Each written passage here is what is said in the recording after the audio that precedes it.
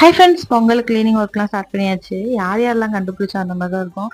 ஏன்னா வந்து சும்மா அப்பப்போ நம்ம வந்து மேலாப்பில் க்ளீன் பண்ணி வச்சுருப்போம். ஆனால் பொங்கலுக்குன்னு ஒரு க்ளீனிங் இருக்கும்.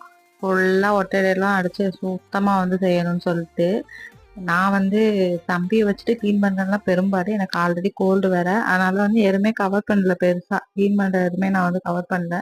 சாப்பாடுமே வந்து இன்னைக்கு சிம்பிளாக காலையிலேயே வந்து தோசை ஊற்றி சாப்பிட்டாச்சு. ஆஃப்டர்நூன் வந்து லஞ்சுக்கு வந்து ரசம் சாதம் குக்கர்ல சவுசவ போட்டு பருப்பு போட்டு ஈஸியா டைம் மிச்சமாயிரும்னு சொல்லிட்டு அதை வேற அப்படி வச்சுட்டேன். அப்புறம் வந்து தம்பியெல்லாம் தூங்க போட்டுட்டு ஆஃப்டர்நூன் ஃபுல்லா வந்து ஹால் மட்டும்தான் எனக்கு கிளீன் பண்ண முடிஞ்சிச்சு.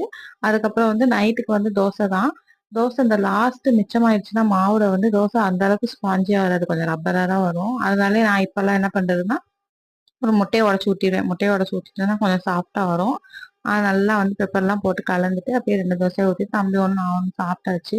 கூட்ட வச்சு என்ன முடிஞ்சிச்சு. நாளைக்கு பார்க்கலாம். Bye friends.